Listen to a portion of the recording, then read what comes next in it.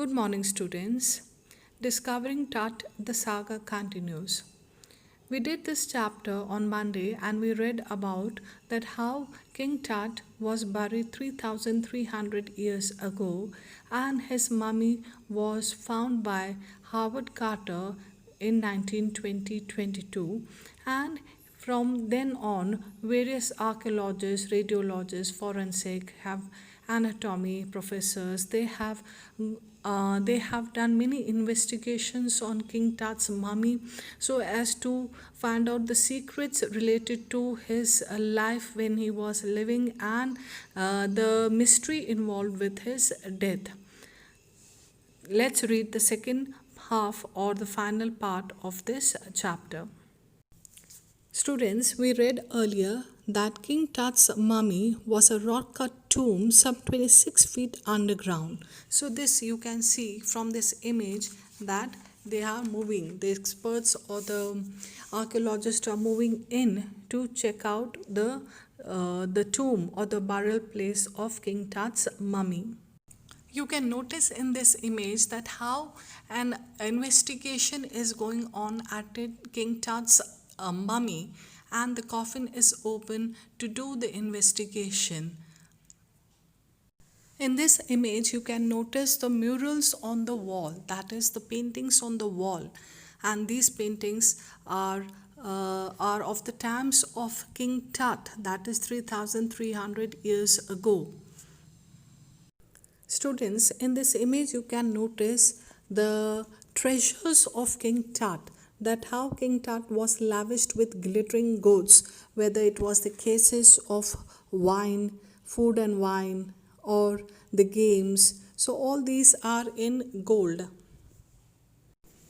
Amenhotep III, Tut's father or grandfather, was a powerful pharaoh who ruled for almost 4 decades at the height of the 18th dynasty's golden age. So we come to know Amenhotep III, Tut's father or grandfather. So it's not known whether it was father or grandfather. It says that he was a powerful pharaoh. He was a very powerful king who had ruled almost 4 decades. 4 decades means 40 years at the height of 18th dynasty golden age. So that was the best age, the golden period of the time when Tut's father or grandfather had ruled, and it was the time of 18th, it was the height of the 18th dynasty. His son Amenhotep IV succeeded him and initiated one of the strangest spirits in the history of ancient Egypt. So he says that after Amenhotep III died, Amenhotep IV was the one who sat on the throne. He succeeded the father and he began one of the strangest spirits in the history. That is the most unusual period of the time of the ancient Egypt. The new pharaoh promoted the worship of Aten the sun disk, changed his name to Akhenaten or servant of the Aten, and moved the religious capital from the old city of Thebe to the new city of Akhenaten, known now as Amarna. So this Amenhotep IV, when he succeeded the throne, he had done many unusual changes in his reign. The first thing that he did was he promoted the worship of Aten, that is sun disk. Then he changed the religious capital also from Thebe to Akhenaten, that is Amarna. And then he further shocked the country by attacking Amun, a major god, smashing his images and closing his temples. And then to the shock of the people, the countrymen, he started smashing the images of Amun, the major god, and also closed down his temples. And moreover, he changed his name from Amenhotep to Akhenaten. It must have been a horrific time, said Ray Johnson, director of the University of Chicago's Research Center in Luxor, the city of ancient Thebe. So, Ray Johnson, he said that it might have been a frightful times for the people, for the countrymen in his reign, as The family that had ruled for centuries was coming to an end, and then Akhenaten went a little wacky because of the decisions that he was taking. Akhenaten was doing what? Absurd things, absurd, and he took to odd direction. So the family that had ruled for centuries, their dynasty was coming to an end with the weird ways of Akhenaten. After Akhenaten's death, a mysterious ruler named Smunkare appeared briefly and existed with hardly a trace. So, this person also sat on the throne, but he was not able to do something really powerful or something that should have been noted in the history books. He just existed without doing anything effective or anything good for the people. And then a young rural Tutankhaten took the throne, King Tut, as he is widely known today. So Tutankhaten sat on the throne, and he is known as Tut. The boy king soon changed. The boy king soon changed his name to Tutankhamun, living image of Amun, and oversaw a restoration of the old ways. So this boy king, the young king, he saw to it that the first thing he did was he changed his name, and he changed his name from Tutankhaten to Tutankhamun, that is the incarnation of God Amun, and oversaw, and he ordered the restoration of the old ways, that is to establish once again, establish the reigns of the forefathers at the time of Amenhotep. That reign was established, that ways, the old customs were established again in the reign of King Tut.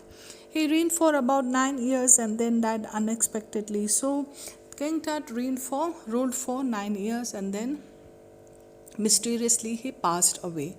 Regardless of his fame and the speculations about his fate, Tut is one mummy around many in Egypt. How many, no one knows. The Egyptian Mummy Project, which began an inventory in late 2003, has recorded almost 600 so far and is still counting.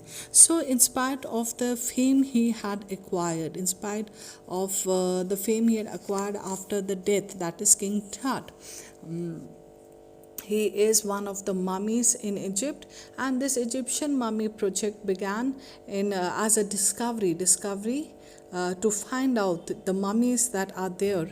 And this Egyptian project started in 2003. So Egyptian mummy project has recorded 600 mummies till date, and still there are excavations going on to find out many more mummies. So this King Tut is, regardless of his fame that he has acquired after death and the speculations about his fate, that what might have happened, how mysteriously he passed away, nobody knows. But this King Tut's mummy has acquired worldwide recognition when its mummy worldwide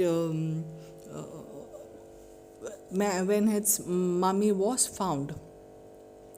The next phase, scanning the mummies with a portable CT machine donated by the National Geographic Society and Siemens, its manufacturer. So the next thing was to take the mummy out and to take the mummy in a movable CT scanner, and this CT scanner has been manufactured by Siemens. King Tut is one of the first mummy to be scanned in death as in life, moving regally ahead of his countrymen. Regally means royally. So during his lifetime, Tut was the first among his countrymen. That is, he was fabulously rich. He was very young when he sat on the throne, and he was treated above the rest. And after death also he is regally ahead, because King Tut's mummy is the first mummy to undergo a CT scanner to find out or to probe the mysteries associated with his death or with his life when he was living. A CT machine scanned the mummy head to toe, creating 1700 digital X-ray images in cross-section. Tut's head, scanned in 0.62 millimeter slices to register its intricate structures, takes on eerie detail in the resulting image. So when this mummy was taken under the portable CT scanner, so from head to toe the CT scanner had scanned the images, and these images were in cross section, and 0.62 millimeters of the head was scanned, and it was recorded. The complex structures were recorded, and as it were recorded, the structures have been recorded in the resulting image. It is creating fear. With Tut's entire body similarly recorded, a team of specialists in radiology, forensic, and anatomy began to probe the secrets that the winged goddess of a gilded burial shrine protected for so long. So, it's just not the CT scanner that the machine has x-rayed the body head to toe, but other than that, the team of specialists in radiology, forensic, and anatomy has also done the investigation to find out the secrets or the mysteries related to King Tut's death, mysterious death, and the secrets that lie hidden and were protected for so long by the winged goddess of a burial shrine. Now, what is a winged goddess of a burial shrine? I'll show you a pic where you will see to it that the mummy coffin had a goddess engraved on it. So that is called as winged goddess. The night of the scan, workmen carried Tut from the tomb in his box. Like pallbearers, they climbed a ramp and a flight of stairs into the swirling sand outside, then rose on a hydraulic lift into the trailer that held the scanner. So the night when the scan was to go on, the workers did what? The workers took the Tut's mummy from the tomb, and from the tomb they took it in a box. And then, like pallbearers are people who carry the coffin. So like pallbearers, they are holding the Tut's mummy, and then they have to climb a ramp, the sloping pathway that was there in that tomb itself, and then a height of stairs. So then they had to climb a certain heights into a swirling sand. So they moved out of that path to the sand outside, and that sand is swirling sand. That is, the sand is all rising up high in circular motion, and then rose on a hydraulic lift, and then they had placed this the mummy in a hydraulic lift into a trailer, and then it was placed into the coffin was put into a trailer that held the scanner, and the CT scan machine had been mounted on that trailer.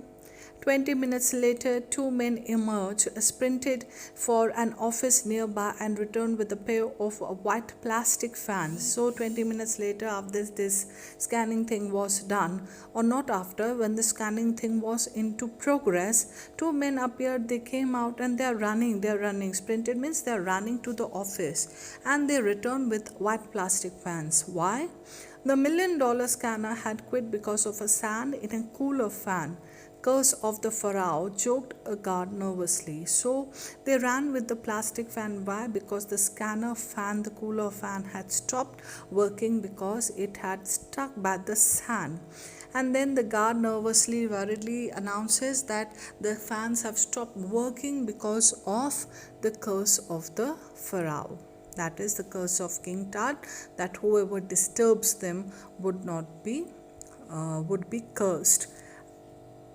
Students, this is the image of Aten, the sun disk. Now, Amenhotep IV, when he sat on the throne, he promoted the worship of Aten, and in fact, he changed his name from Amenhotep to Akhenaten, that is the servant of the Aten.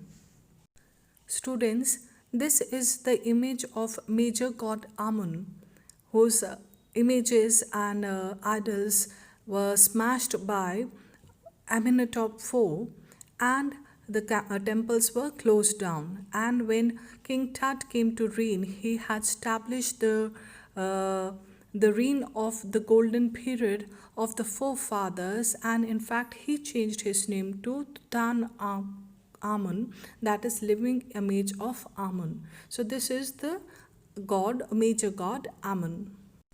Students, on page number 26, second last paragraph, last line, the winged goddess of a gilded burial shrine.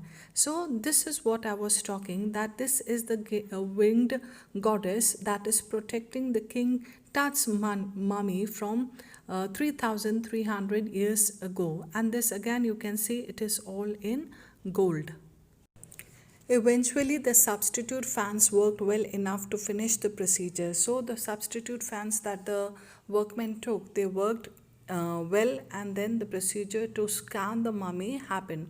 After checking that no data had been lost, the technicians turned Tut over to workmen who carried him back to his tomb. So when the probing or investigation was done on a CT scanner and by the specialist in radiology forensic, when they saw to it that no data has been destroyed or lost, then the mummy was handed over to the workmen to be again placed back or carried back to the tomb.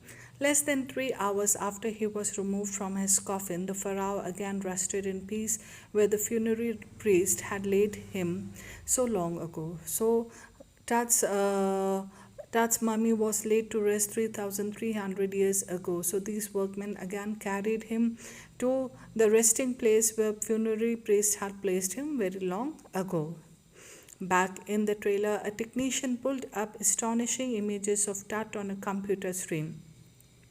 So the technician is working on the computer screen and he is seeing the amazing images created after the mummy CT scan was done. So on computer screen he is going through the images of Tut's mummy.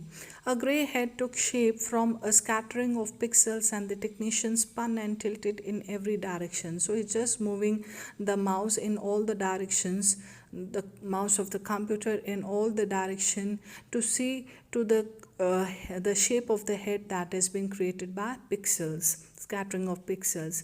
Neck vertebra appeared as clearly as in an anatomy class. So the neck vertebra was as clear as a teacher might have told in his anatomy class.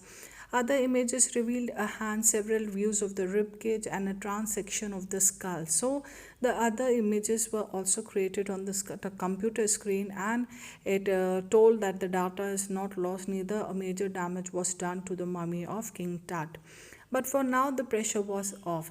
Sitting back in his chair, Zahi Hawass smiled, visibly relieved that nothing had gone seriously wrong. So Zahi Hawass, who was going through this Egyptian mummy project and who was of the view that a major damage was done by Howard Carter on Tut's mummy, he was relieved to see that there was no major damage done to the mummy and the things have gone very well. The investigation of a mummy, the reading and the records, everything went smoothly and there was no, so when things went in a good manner, he was relieved of the tension.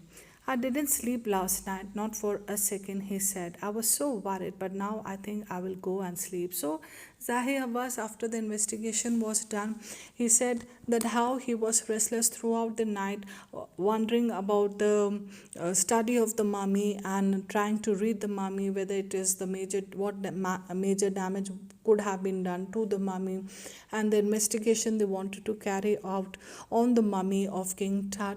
Everything went smoothly. So he says that all things have gone well now, and now he is relieved and he could go for a good sleep and take rest.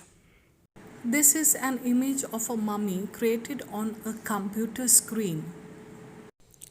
By the time we left the trailer, descending metal stairs to the sandy ground, the wind had stopped. So when the investigation was done and everything was over and King Tut's mummy was placed by workmen to the tomb back again, and technicians had done their job by creating the images on the computer screen, when things were done, they left the trailer. That is Zahi Hawass and all the workmen, they are leaving the trailer and descending metal stairs. They're coming down through the metal stairs and they're moving to the sandy ground. And then it says the wind had stopped. At that time, the wind stopped blowing. The winter air lay cool, and as it was a winter timings, the air was cool and still, like death itself. And there was so much solemn, calm, stillness, no motion, that it seemed death in this valley of the departed. Moreover, it was the valley of the kings, the valley of the departed soul, the valley of the decreased. Soon above the entrance to Tut's tomb stood Orion, the constellation that the ancient Egyptian knew as the soul of Osiris, the god of afterlife, watching over the boy king. So when the people are leaving, Zahir and the technicians, workmen, everyone is leaving, they see that the entrance of the Tut's tomb, they notice what? The constellation of the stars. And this constellation of stars is what? It is actually the soul of Osiris, that is the god of afterlife. This soul of Osiris keeps a watch on this valley of the departed, the valley of the kings, those who are at rest. And this Osiris is keeping a watch at the boy king, that is King Tut, and the rest of the mummies that are lying over there from past 3300 years ago. This is an image of God Osiris who protects the valley of kings, who protects the valley of the departed soul.